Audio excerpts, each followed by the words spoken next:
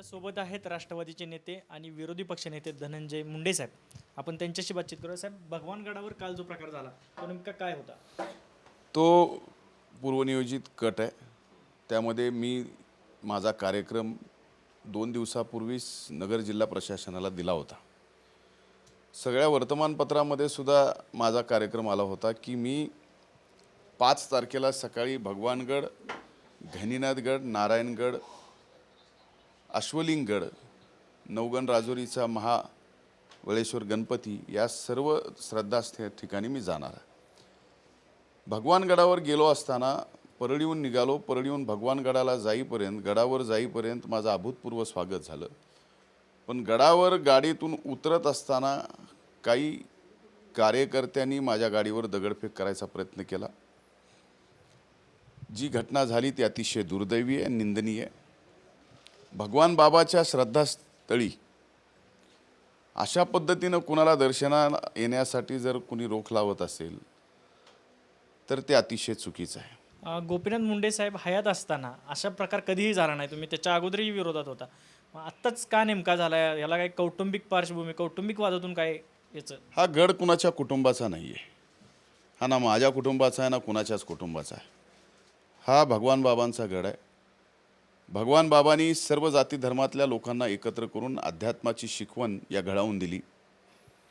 हा गड नाव रूपाला आला तो ऊसतोड मजुरांच्या श्रद्धेमुळं. मुंडेसाहेब गडावर जाण्यापासून आम्ही सुद्धा सगळेजण गडावर त्या ठिकाणी जातो कारण आमचं ते श्रद्धास्थान आहे. याच्यात कुठलं वैयक्तिक राजकारणाचा विषय नाही.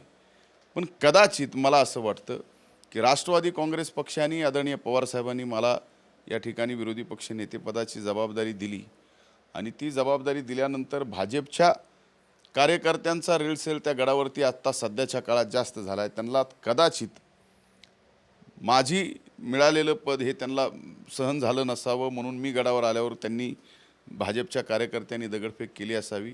आणि माझ्याकडे अशी माहिती आली आहे की ज्यांनी दगडफेक केली त्याच्यात काही TV चॅनल्सच्या कॅमेऱ्यामध्ये सुद्धा कुणी दगडफेक केली, कोण लोक आहेत ते सुद्धा आले. आणि नगर पोलिसांचा एक कॅमेरा आणि एक पोलीस कॉन्स्टेबल होता त्याच्या कॅमेऱ्यात सुद्धा कोणी दगडफेक केली हेही सुद्धा आलं आहे. त्याच्या बाबतीत स्पष्ट आहे आणि त्यांना पकडलं तर कळून जाईल की काय नेमका वाद आहे आणि कशामुळे त्यांनी दगडफेक केली. भगवानगड हा राजकीय अड्डा होतोय का? एखाद्या पक्षाचा अड्डा होतोय का? आजपर्यंत भगवानगडावर भाजपच्या नेत्याशिवाय दुसरं कोणी आलं नाही. अमित शहापासून मागच्या काळामध्ये तिथं सगळे कार्यक्रम झाले. निवडणुकीत भगवानगडाच्या मठाधिपत्यावर एखाद्या आचारसंहितेचा गुन्हा नोंद व्हायचं उदाहरण संबंध देशात कुठंच नसेल. ते भगवानगडावर आहे. नामदेव शास्त्री महाराजावर आचारसंहिता भंग होण्याचा गुन्हा मागच्या निवडणुकीतला त्यांच्यावर आहे. त्याची माहिती आपण काढून पहा. म्हणजे कुठं चालला आणि काय गडावरून राजकारण करायचा प्रयत्न चालला हे कळून जाईल. भगवानगड हा भाजपचा राजकीय अड्डा झाला आहे असा आरोप धनंजय मुंडे यांनी केला आहे. कॅमेरामन सचिन सावंतसह संभाजी थोरात, कोल्हापूर.